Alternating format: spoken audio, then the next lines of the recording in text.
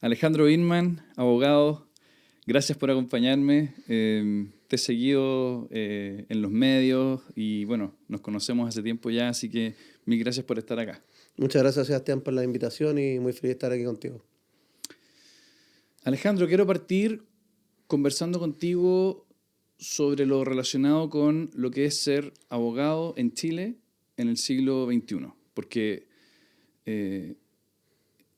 esta profesión ha cambiado bastante, ha cambiado mucho, no solo ha cambiado desde de antaño, ¿verdad? Sino que ha cambiado incluso desde el momento en que nosotros estábamos en la universidad, tal vez las condiciones, el contexto era un poco distinto. La profesión ahora, como que hay que tender a verla con otros ojos un poquito cuando uno empieza, ¿verdad? Para los recién titulados. Cómo ves tú que ha cambiado en primer lugar el ser abogado en Chile? Sí, mira, la verdad te cuento que, bueno, yo ya llevo ejerciendo, soy abogado hace como 12 años aproximadamente y soy docente hace 10. Así que por tanto he podido ver más o menos la evolución de los estudiantes desde el primer año que fui profesor hasta el último tiempo. Yo también cumplo 10 años de docente Ah, este año, sí, fíjate. pero espectacular. Mira, Qué bueno. Mucha paciencia, ¿no? bastante, se cultiva con el Mucha tiempo. paciencia, Sí, por muchos supuesto. cambios, sí. Mira, hoy en día creo, la verdad que mi opinión es que la cantidad de abogados que están saliendo al mercado es bastante, es bastante. Por tanto, creo que debe existir una mayor rigurosidad al momento de que las universidades saquen estos abogados al mercado o abogadas al mercado.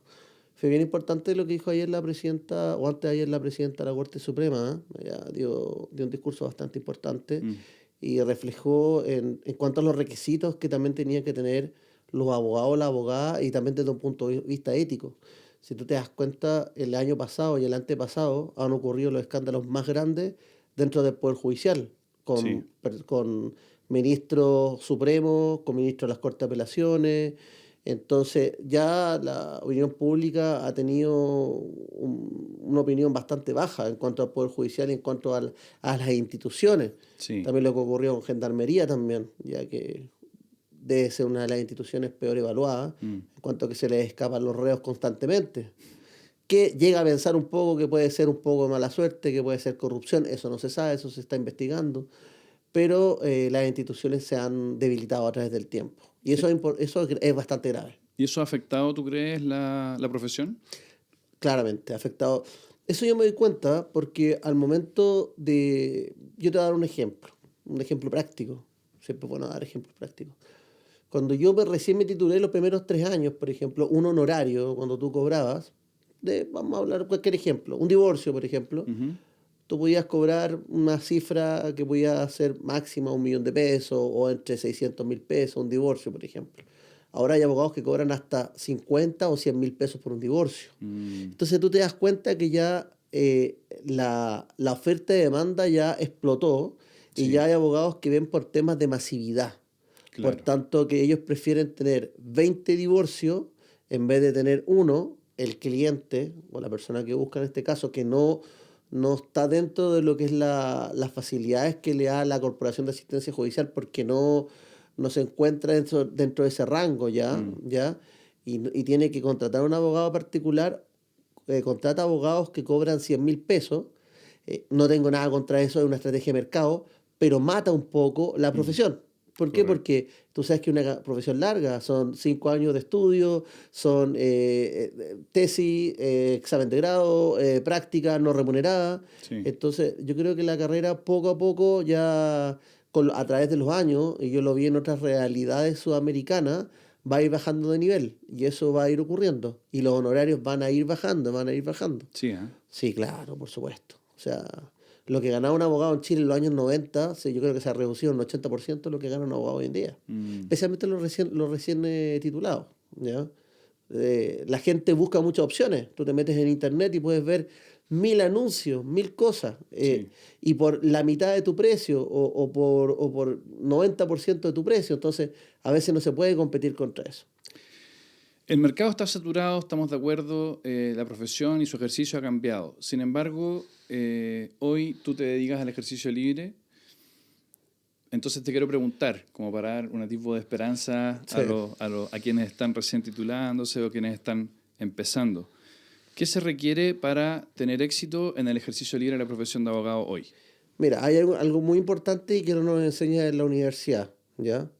Y que yo creo que es algo novedoso que ha creado la universidad, por ejemplo, Adolfo Ibáñez, que ha sacado la carrera de Derecho con Ingeniería Comercial al mismo Mm, tiempo, sí, ¿ya? escuché ¿Qué es lo aquello. que pasa? Nosotros los abogados y abogadas no nos enseñan en la universidad lo que es marketing, lo que es publicidad, lo que es... Hoy en día todo es a través de las redes sociales. Tú Mm. te metes a Facebook, que ya no lo ocupa mucho, lo ocupa la gente un poco más mayor, Instagram, Twitter y todo eso.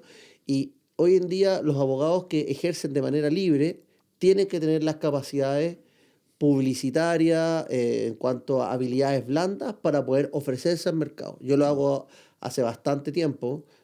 Cuando me invitan a algunos programas de televisión, muestro los videos o hago videos publicitarios, pero un abogado que quiere ejercer libre tiene que ser un abogado muy proactivo, con mucho movimiento, con mucha creación. Si no la tiene, contratar un equipo que lo ayude.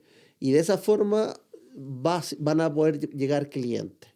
De eso mismo te quería preguntar, porque tú en general eres un profesional bastante, yo te calificaría como bastante mediático. Hay muchos abogados que aparecen siempre en los medios y tú, Alejandro, vienes apareciendo en los medios durante muchos años, hace muchos años.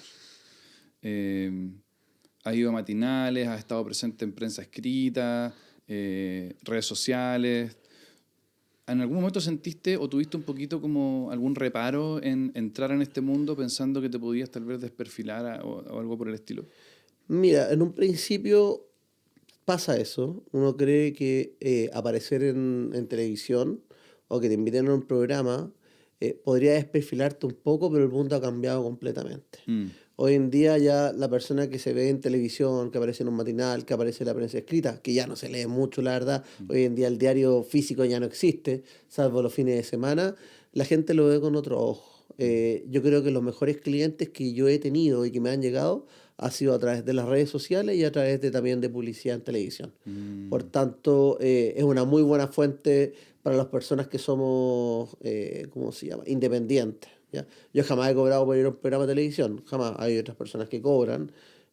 Un minuto en televisión es valiosísimo, es valiosísimo. Y sí, bueno, hay que aprovecharlo, por hay que supuesto. aprovecharlo. Ya. O sea, no tienes ningún tapujo en Para ese... nada, al revés, siempre me ha gustado que me inviten al programa. Rara vez he dicho que no, muy rara vez, salvo que me inviten a un tema religioso o algo, no, a esos temas no voy. Pero sí, cuando tiene que ver con derecho, yo voy 100%. De hecho, y sin ir más lejos, esto lo quería comentar contigo, porque puede haber mucha gente que no lo sabe, pero tú fuiste parte de un reality show en su momento, ¿verdad? Sí, sí, ¿De qué efectivamente. canal era? Era el canal 13. Canal 13, Sí, La Casa, ¿verdad? la casa, Era un sí. reality donde uno entraba con su padre o con su madre también. Sí. Y básicamente el premio final era una casa y de hecho tú ganaste con tu papá. No, yo entré con un primo, Ah, para explicarte un Ah, poco. ya. Sí, yo entré con un primo y nosotros salimos segundo lugar, no ganamos. Ah, ya. El primer lugar lo ganó otra pareja. Ya. Qué bueno que lo nombraste porque gracias al programa de televisión que yo estuve hasta el final, tuve más de 100 días encerrado, Mm, adquirí muchas habilidades que después me sirvieron para el ejercicio de la profesión. no te creo. Demasiado. Bueno, tú puedes ver, por ejemplo, mucha gente que, por ejemplo, Andrés Lonton, que el hermano de Arturo Lonton, estuvo en un Diputado. reality show y hoy en día es diputado. Mm. Entonces, esos tabúes de que la persona que está en ¿Andrés televisión... Longton estuvo en un reality? Sí, estuvo. Ah, mira. Sí, sí, sí, sí, sí. Ya. Sí. Porque Arturo estaba en varios.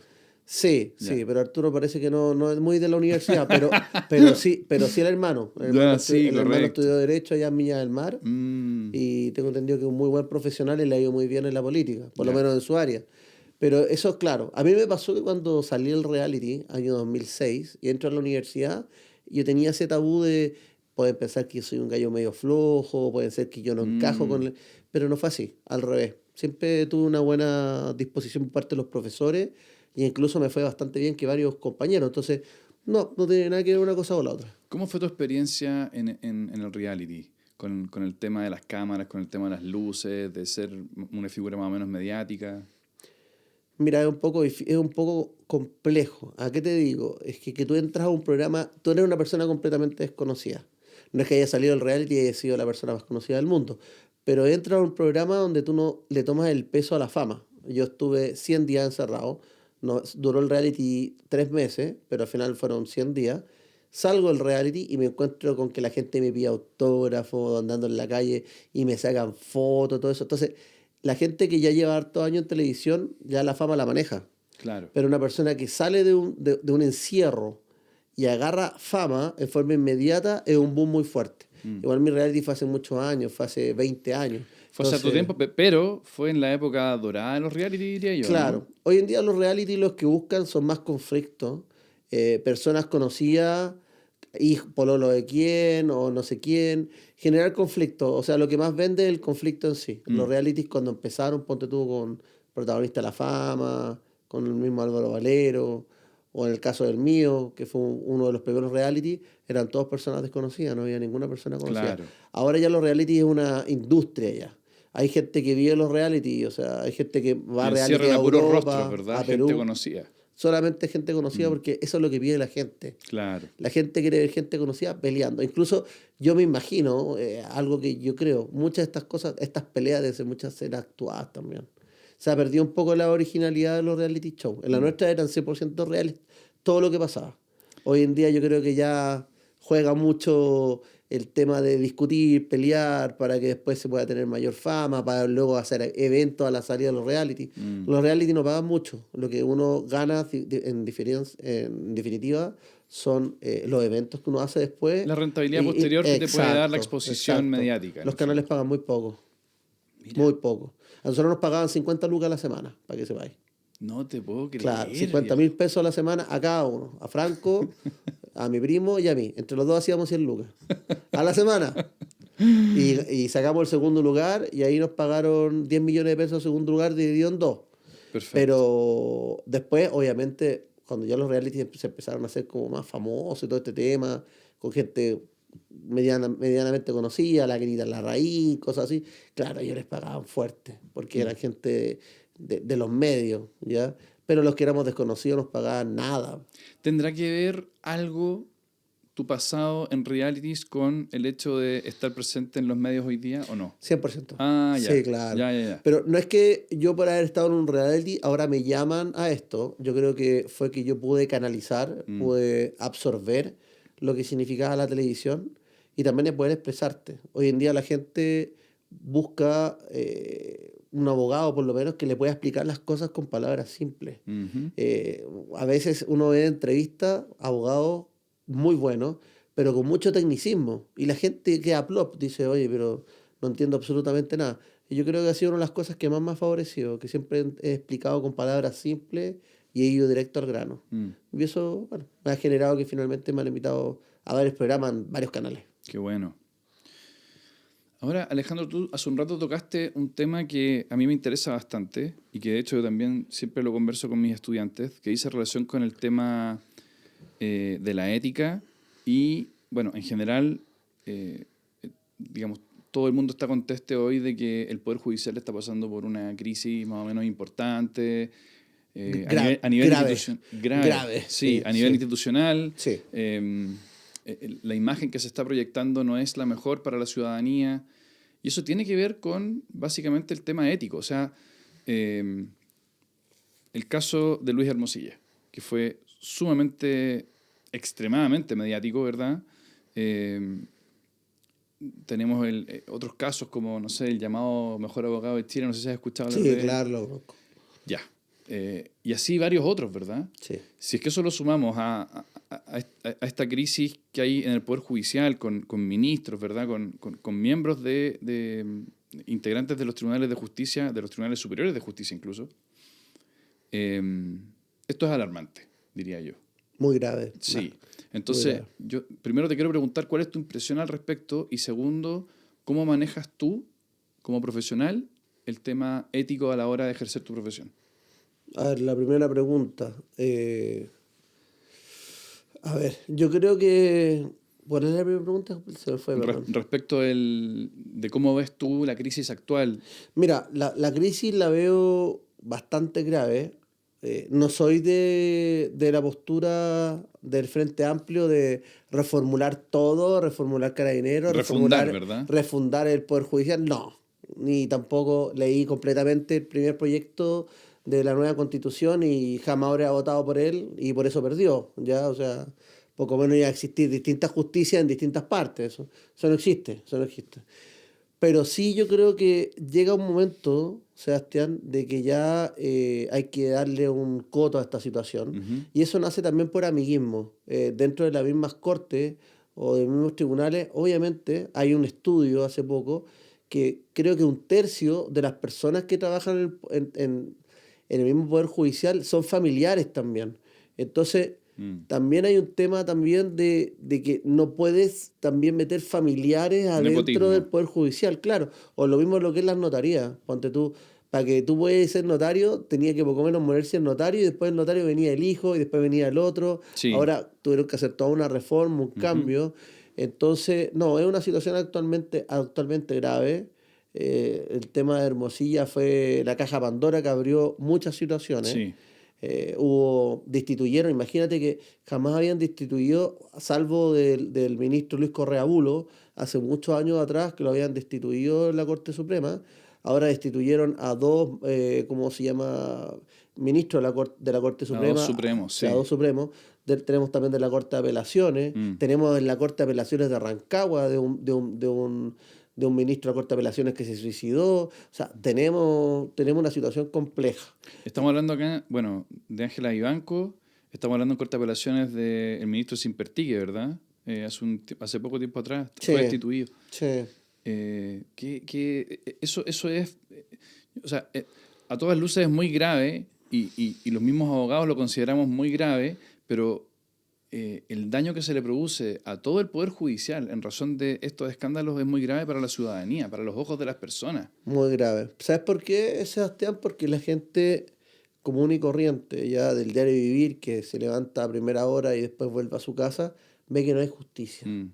Cuando tú sentís que no hay justicia para todos o que la justicia es solamente para uno, Mm. la gente pierde la confianza en las instituciones. Y eso es malo, es pésimo. ¿Ya? Y yo lo veo, ponte tú, me gusta comparar mucho a Estados Unidos, porque es un ejemplo a seguir por lo menos en materia judicial. Más allá si a uno le gusta o no, pero a mí sí me gusta. Eh, por todo lo que ha ocurrido, ya estarían presos muchas personas más de 40, 50, 60 años. Hasta con una evasión fiscal ya tenéis 60 años, por ejemplo, de cárcel, 40 años. Acá, lamentablemente, las fiscalías dan salidas alternativas constantemente. Mm. Entonces la gente se frustra porque, claro, una persona que comete un hurto o un robo, que no deja de ser grave, se le dan 5 años, 10 años. Pero una persona que hace estafas gigantescas por miles de millones de dólares, se les dan clases de ética, se les dan salida alternativa. Y esas son facultades que tiene el Ministerio Público, en este caso, que ellos pueden decidir hacerlo cuando quieren, en cuanto a lo que es la suspensión condicional. Entonces, yo he visto, por ejemplo, situaciones que ameritan penas de cárcel altas en comparación con otros países. Vamos a hablar de nuevo de Estados Unidos, son 30, 40 años, 20 años, y acá a la persona le dan una suspensión condicional y se va para la casa. Entonces, Mm. creo que ahí que el fiscal tenga la facultad de dar salidas tan fáciles ha perjudicado un poco el sistema. Ahí muchos dirían que hay una crítica de fondo que es mayor que esa y que refleja una crisis más grande que hay detrás. Básicamente el Ministerio Público y los fiscales dicen no damos abasto, somos muy pocos para tanta causa, tenemos que recurrir a estos recursos que nos entrega la misma ley, ¿verdad? Porque de otra forma no se puede. El sistema penitenciario está totalmente colapsado, todas las instituciones penitenciarias están, algunas incluso superando su capacidad en un 30, 40, 50%. Entonces, parece ser que esa crisis es como mucho más profunda, ¿o no? Sí, pero esa no es una respuesta seria que deberían dar, en este caso si tú la has escuchado parte de la fiscalía. La verdad que si hay más delincuentes, bueno, se tendrán que hacer más cárceles, pues así de simple. Mm. Pero no puede hablar de que porque hay un hacinamiento de cárcel, condonar a personas que han defraudado Ujú. a inversionistas en miles y millones de pesos. Yo te lo digo, yo lo he visto en la oficina, gente que ha perdido toda la plata de todo su esfuerzo, toda su vida, 400, 500, hasta 1.000 millones de pesos, por estafas piramidales, por empresas que dicen que uno tiene que invertir y al final todo un fraude, estafas internacionales. y finalmente esas personas les dan suspensión condicional, o incluso yo he llegado en casos de estafas muy grandes y la fiscalía por instrucciones a veces les permite pagar la mitad y en cuotas. Entonces yo lo considero realmente a veces una burla, la verdad. Y el cliente queda insatisfecho con uno como abogado, porque uno pone todo de su parte, pero ¿qué puede hacer contra una suspensión condicional? Apelar. Va a la Corte de Apelaciones y los ministros de la Corte de Apelaciones dicen, bueno, esa es una facultad que tiene el fiscal, lo siento mucho. Y no ir más lejos, o sea, tengo clientes que han estafado por 10 millones y la estafa está aprobada, la persona está formalizada. Y la fiscalía dice ya, pague 3 millones y pague en cuota de 200.000 pesos. Entonces, se pierde un poco lo que es ¿cómo se llama? El sentimiento de justicia. Uf. Mira, Alejandro, te quería preguntar sobre eso, porque yo sé que tú te dedicas al área penal, pero estás subespecializado, Sí. ¿verdad?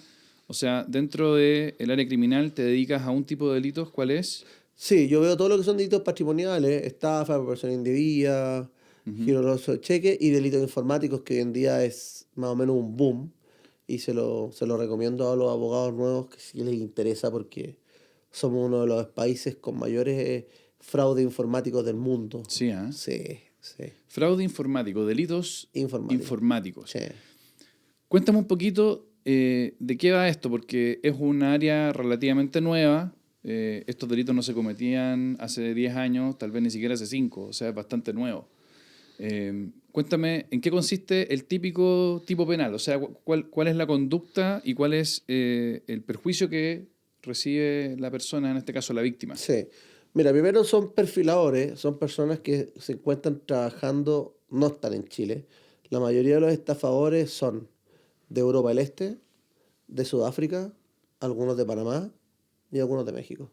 Esos son el común denominador. No estoy metiendo solamente a esos países que hagan eso, Sí, pueden ser más, pero ellos son los países fuertes de esta clase de estafa. ¿Ya? África muy fuerte, Nigeria, ponte tú, Wow. ponte tú Nairobi, la ciudad de Nairobi, Sudáfrica, en Johannesburgo, en todos esos lados. Ya. ¿Qué es lo que ocurre?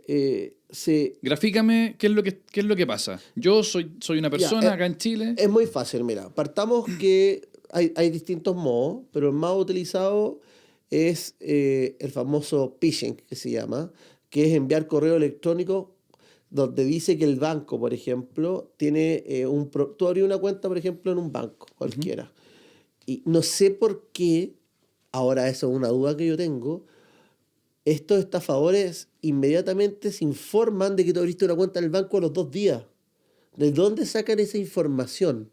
¿Ya? O sea, tú abrí una cuenta, por ejemplo, y tenías en tu línea de crédito 10 palos o pediste un crédito y a los 2 días ya te están llegando los mails fraudulentos, inmediatamente. Mira. Eso es algo que me está pasando en un caso que tengo ahora, un cliente que lo estafaron en 64 millones. Entonces, ¿qué es lo que pasa? Te llegan correos idénticos a los del banco, ¿ya? Y la gente por desconocimiento entra y finalmente, después de todo un proceso que es bastante largo para poder explicar, son estafadas y se apropian de esos dineros. Acá hay dos modalidades. Una es que gente ocupa su tarjeta de crédito, ¿ya? Y la utiliza de mala forma y las platas se van al extranjero. Ese es otro delito que te lo voy a explicar. Y hay otras que son palos blancos en Chile, que tienen cuentas corrientes en Chile, porque hoy en día crear una sociedad muy fácil, así una empresa en un día, vaya a un banco, te abren una cuenta en un banco, y luego estas personas se prestan como palos blancos para que les transfieran, y esas platas después las mandan hacia afuera. Entonces después tienes que buscar toda la ruta del dinero. Y hoy en día los fiscales no tienen el tiempo, no tienen todos los conocimientos, no está la tecnología. Si tú mandas un oficio a la brigada del cibercrimen, se demoran algún tiempo porque tienen mucha carga. Entonces, en definitiva, cuando una persona es estafada hay que ser muy rápido. Hay que ser muy rápido para poder encontrar la ruta del dinero, ¿ya? Esperamos un poquito, que tengo muchas preguntas. La primera es, aquí, de lo que tú me dices, una persona cualquiera, yo podría deducir de que tal vez hay personas que trabajan en los bancos que están vendiendo información, ¿o no? Tengo alguna certeza, no quiero decirlo, pero sí. Porque es imposible como poder enterarse. Después ya me ha pasado en varios casos que a los 3 días ya te llega un correo electrónico diciéndote, oiga, su clave fue desactivada, oiga, métase a este link, y las páginas son copiadas exactas, o sea, son profesionales. ¿Eh? O sea, yo he visto gente que es tan profesional que ha llegado a estafar gente. Ahora, otro detalle más, el perfil del estafado, ¿Ya? la mayoría son profesionales. Mm. Uno podría decir son personas con menos conocimientos, que quizás no fue a la universidad, Menos o qué sé yo. informadas, lo correcto. Me atrevo a decir que casi el 80% son incluso médicos. No te puedo creer. La mayoría de los médicos caen en esta No estafa. me digas. Sí. Tengo médicos por estafa de 200, 400, 600, hasta 1.000 millones de pesos. No me digas. Así Viejo. es. Y la gente con menos conocimiento, que quizá no ha ido a la universidad, no tiene una base universitaria, desconfía más Ujú. y no cae en esta estafa. De acuerdo. Pero las personas con conocimiento más afianzado, injusto con magíster, con doctorado, y que tienen una gran cantidad de plata, porque tú sabes que son profesiones que ganan Sí. bastante plata, quieren invertir para no tener la plata sin movimiento, y ellos son los que caen. Ahora yo diría, en mi ignorancia, si yo tengo 1.000 millones de pesos en mi cuenta, lo mínimo que haría sería contratar un seguro en el banco contra estafa, ¿o no? Esa es muy buena pregunta lo que estás haciendo, porque hoy en día, y esto, bueno, ojalá que lo escuchen acá los televidentes y las personas que están escuchando. Hoy en día el banco se transforma en un enemigo tuyo. ¿Por qué? Porque si a ti te llegan a estafar, pues tú te mandan un correo electrónico fraudulento, tú caes y te sacan la plata y tú haces un reclamo, esa plata obviamente tú dices, bueno, esa plata quiero que me la devuelvan. ¿Por qué? Porque quizás el banco tiene la culpa también porque no tuvo la estrategia, no tuvo los medios de seguridad para que no me sacaran esa plata. Ujú. Ya, ¿qué es lo que hacen hoy en día? Hoy en día a ti te estafan y el banco te demanda. ¿Por qué? Te demanda para poder recuperar la plata que sacaron de tu cuenta. ¿Pero por qué te demanda a ti? ¿Por qué? ¿Por qué? Porque dice el banco que en definitiva tú presentas un reclamo, ¿ya? Contra el banco. El banco hace una investigación y el banco dice, ¿sabes qué?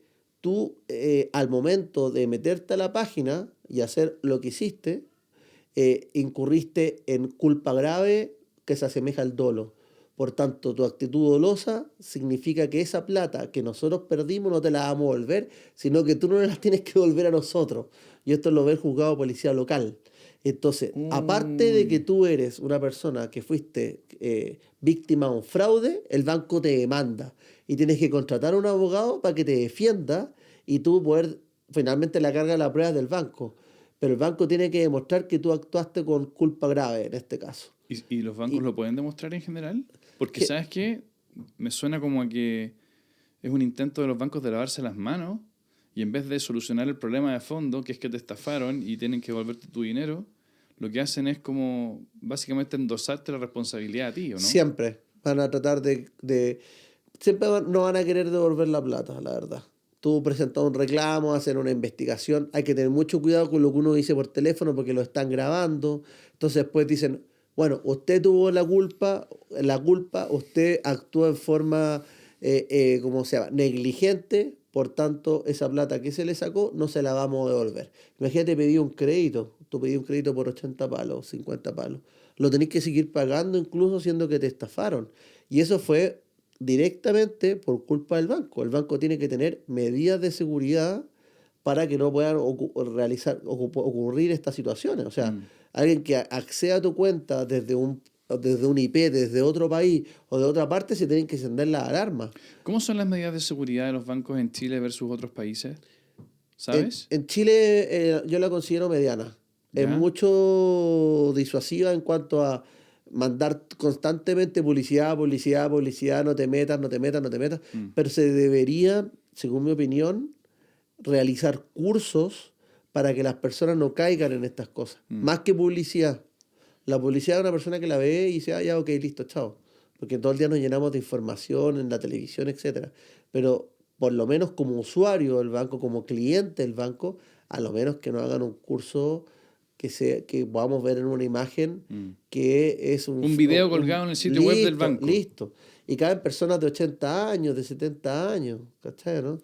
Entonces, imagínate, te estafan, luego el banco te demanda, tenés que contratar a un abogado Y luego que contratas el abogado te tiene que defender y explicar que fue responsabilidad del banco. Y para peor también, los juzgados de policía local, como se encuentran no dentro muy del escalafón, si tú llegas a ganar, ellos apelan y la Corte de Apelación está demorando hasta 2 años y medio en ver la causa. Qué Entonces terrible. te metí en un gran problema. Mm. Yo recomiendo nunca confiar en correo electrónico. Eso te iba a preguntar acto Sí. seguido. ¿Qué es lo que tú recomiendas para no ser víctima de estos delitos? Mira, yo lo que recomiendo es la persona, hay una palabra que es clásica que ocupan los estafadores, ¿Mm? la libertad económica. Dicen, oye, ¿sabes? Y tú lo ves en YouTube, lo ves en todos lados. ¿Quieres tener libertad económica? ¿Quieres ganar dinero estando en tu casa viendo televisión? Y a toda esa cuestión inmediatamente yo lo veo como fraude. Pero, a ver, Nada puede ser demasiado bueno. pero espérate un poquito. ¿Estamos hablando de personas que te llaman por teléfono? Te llaman por teléfono. YouTube, por ejemplo, da publicidades donde Las aparece publicidades. Don Francisco, donde apareció la de Ana Boloco, donde apareció Leonardo la Farca. diciendo, oye, y con unas voces ordinarias Sí, que uno sí. no se da cuenta, y la gente hace clic ahí y te manda. Por ejemplo, hoy en día existe la mayor página de defraudación que yo he visto en mi vida, que se llama Intermagnum. Ha aparecido hoy en día en internet y todo eso. Yo tengo un colega mío, tiene que tener unos 20 clientes de Intermagnum, yo debo tener unos 12. Y es una página en definitiva donde tú entras. Este sistema se llama, tiene un nombre bien especial que se llama el suicidio de los cerdos, rebanar los cerdos. ¿Por qué? Porque tú engordas el cerdo y después te lo comes, lo matas. Es una palabra muy fea. Pero sí, ¿qué es lo que hace la gente? Entra a estas páginas, tú dicen ya, haz una inversión de $100. Uno se pone a pensar, ya, $100, 80 lucas, ya, no pasa nada. Pongo 80.000 pesos y de un momento a otro tú te metes a este software que te entrega la página y sale que esos 80.000 pesos ahora son 500.000 pesos. Tú decís, pero Dios mío, esta cuestión es lo máximo. Ya, quiero hacer un retiro. Retirar. Y ahí empieza el problema. No, mira, la verdad que para poder hacer el retiro necesitamos que pongas $500 más. Ponen $500 más y después ellos también son hábiles. Te transfieren $200. Y después tú pones. Y empieza de algo tan chiquitito, Sebastián, hasta 200, 300, 500 millones de pesos. Después la gente anda pidiendo crédito en los bancos. Después, no, es de loco. Bueno, en Europa ha pasado bastante, menos mal la Interpol ha podido parar bastante de tipos de estas estafas, mezclado con lo que es las criptomonedas, pero hay mucha gente que se ha suicidado por esto también. Le ha generado, porque han perdido el ahorro toda su vida. Pero esa es la estafa que más ocupa. Es la estafa y especialmente se perfilan a las personas. Tú, por ejemplo, tú tienes Facebook. Facebook lo ocupan, yo lo sigo usando, porque igual es una fuente interesante de datos. Sí, yo también lo Pero uso. lo ocupa, hoy en día lo ocupan las personas, mi papá, ponte tú que tiene 70 años, lo ocupa. Los boomers. Sí, claro. ¿Qué es lo que pasa? Ahí está toda tu información. Tu hijo, si estáis casados, si estáis divorciados. Tu trabajo. Estos perfiladores buscan a personas que son solas, jubiladas, viudas, que los hijos están en otra, por ejemplo, y ellos son víctimas de estas estafas, porque estos tipos te llaman por teléfono, te mandan correos, se hacen amigos tuyos, te escuchan tus problemas, todo, esta especie de asesor financiero. Y cuando ya ellos ya generan esta confianza, es cuando empiezan ya, la cosa ya no tiene final. ¿Y esto está pasando mucho hoy día en Chile? Constantemente. Todos los días. Todo el rato. La gente le da mucha vergüenza hablarlo en televisión o hasta incluso presentar una querella. ¿Por qué? Porque dice, chuta, van a pensar que yo siendo, no sé, ingeniero civil, médico, abogado, he generado, me estafaron. Pero yo te vuelvo a decir, los profesionales son los más estafados en Chile en estas casos. En fondo, ¿cómo fui tan tonto de caer en esto? No quiero que nadie sepa lo tonto que fui, básicamente. O mi señora, por ejemplo. Claro. Claro. He tenido clientes que van con la señora, dicen que lo estafaron por 50 millones de pesos y después ahí confiesan que fueron 400. Oh. ¿Cachai? ¿No? Y la señora ahí los quiere matar, pero la verdad que hay que hacerle caso a la señora. Hay que hacerle caso. Las mujeres tienen un sexto sentido que nosotros no tenemos. Las mujeres saben, sí. Ellas, sí. Ellas tienen mucha razón. Uno es muy impulsivo. Yo creo que es algo prehistórico. Uno es muy impulsivo. Alejandro, cuéntanos por favor, porque creo que no me lo comentaste. ¿Qué recomiendas tú? ¿Cómo podemos evitar ser víctimas de delitos cibernéticos? Delito, Primero, ¿cuál es el término? No es cibernético. delito es informático. Informático. Sí. Primero que todo, si vamos a ser personas que tenemos mucha plata en el banco, es informarnos bien, si es la posibilidad de tomar un curso o ver ciertos tutoriales en YouTube. Número dos, no creer en ningún correo electrónico, de estos correos electrónicos, porque el banco nunca te va a pedir clave, nunca te va a pedir nada. Las llamadas telefónicas, hola, soy del banco, tampoco, hasta afuera, todo de manera presencial.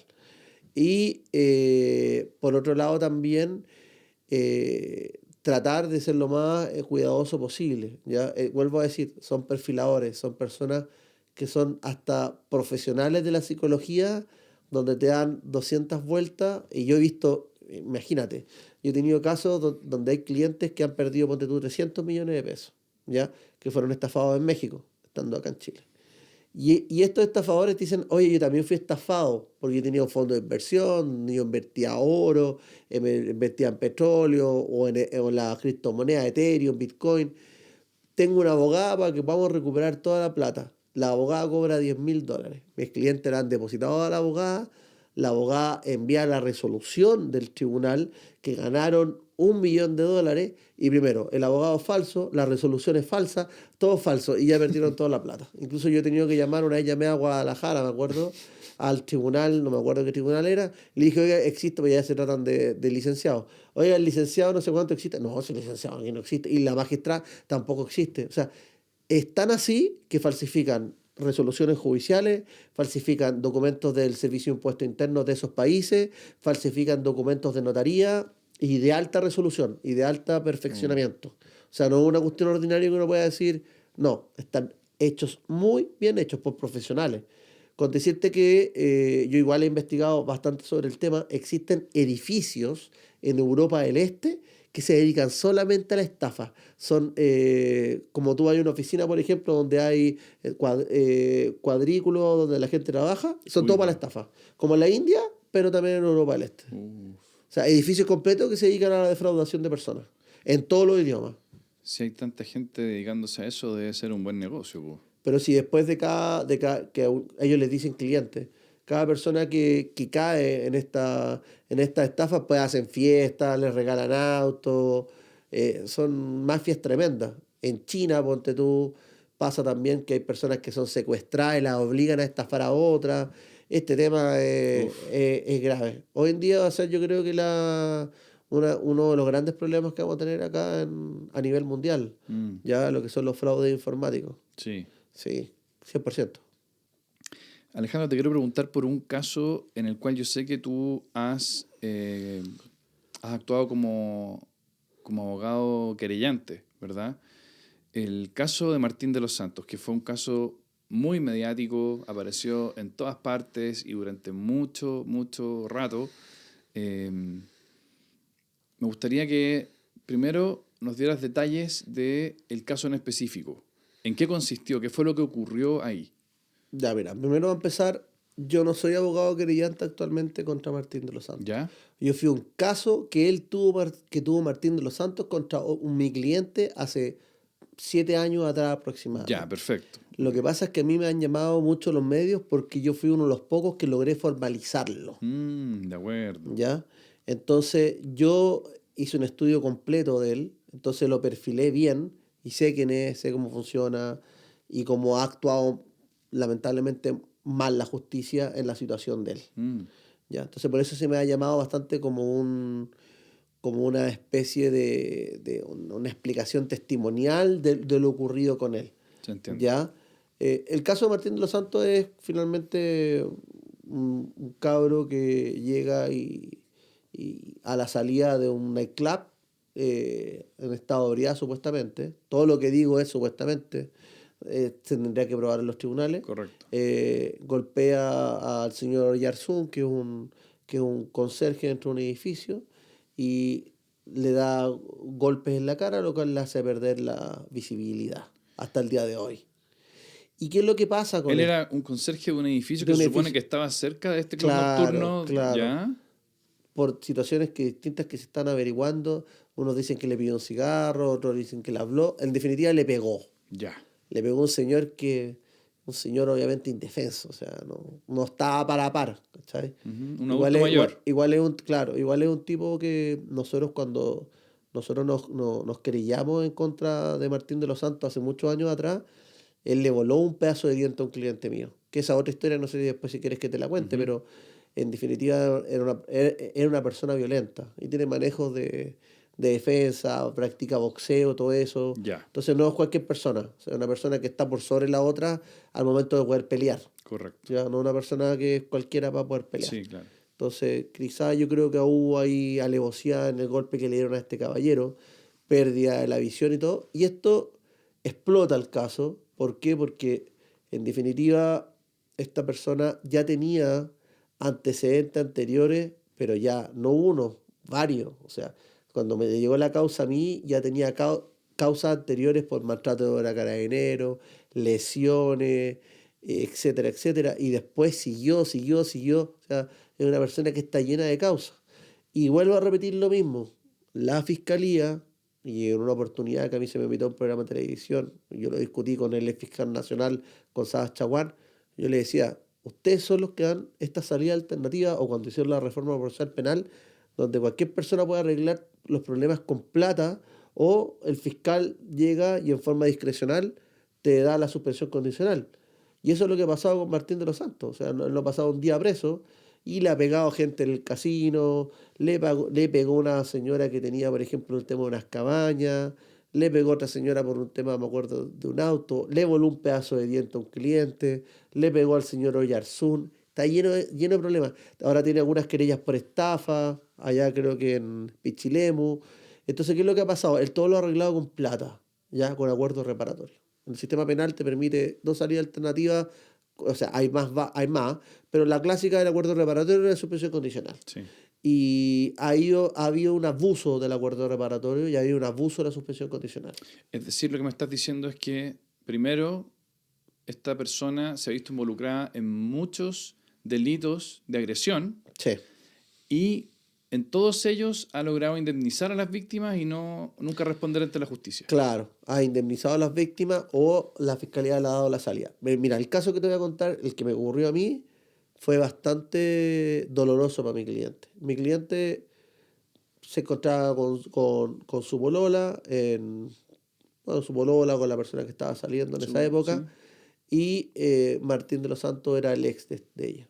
No sé Ya. cómo se enteró, pero llegó al edificio donde se encontraban ellos, golpeó la puerta, trató de romper la puerta, no lo dejaron entrar, llamaban a carabineros, nunca llegó carabinero.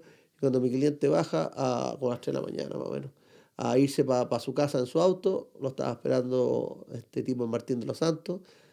Tenemos los videos incluso, pero mi cliente no los ha querido mostrar porque no quiere que se vea su cara, pero vierais la pelea es cinematográfica. O sea, este tipo ocupó llave de de la MMA, no sé, poco menos, le da vuelta al piso, le pega. Mi cliente, menos mal, supo defenderse bien, ¿ya? Para no ser una persona que sabe pelear, se defiende muy bien.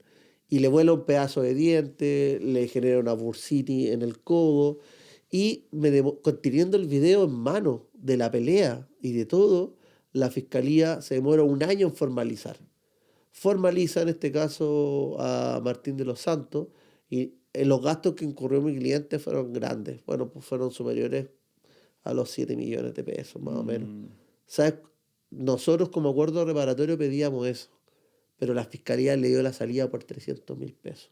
no te puedo Entonces creer. 300.000 pesos. 300.000 pesos. Entonces tú te das cuenta que finalmente la fiscalía le da una suspensión condicional a este gallo por 300.000 pesos, habiéndole volado el diente. Mi cliente no pudo hacer más deporte no sé cuánto tiempo, quedó tan traumado que se tuvo que ir a España, no volvió más a Chile y le dieron una salida alternativa a la suspensión condicional por 300.000 pesos. Obviamente yo me opuse, me fui a la Corte de Apelaciones y la Corte de Apelaciones ratificó lo que había solicitado el fiscal. Mm, Entonces ahí, ¿qué es lo que pasa? Ahí la gente se pone a pensar, aquí no hay justicia. O sea, yo te puedo llegar, volar el diente, agredirte físicamente, todo el tema, y después el fiscal te da una salida por 300.000 pesos. O sea, es una burla. mm. Mismo delito, que sería un asalto agravado, como lo dicen en Estados Unidos, tendría una pena de 15 años de cárcel. O sea, estamos muy atrasados en eso. Y hoy día, ¿qué es de él? Hoy día me parece que lo están tratando de extraditar, ¿o no? Sí, ahí hubo un tema que hubo un error de la fiscalía. Se hizo su audiencia de formalización por Zoom, ¿ya? Él ya no estaba en Chile cuando hizo la formalización por Zoom, y obviamente los jueces no tenían idea. Y él ya se había ido a Brasil, po, y él no tenía la medida cautelar de arraigo nacional. Entonces, ¿por qué? ¿Por qué? Porque él pasó a control de detención después que le pegó al señor Oyarzún, y el fiscal no pidió la orden de arraigo, listo. Y como no la pidió, él estaba en todo su derecho a salir.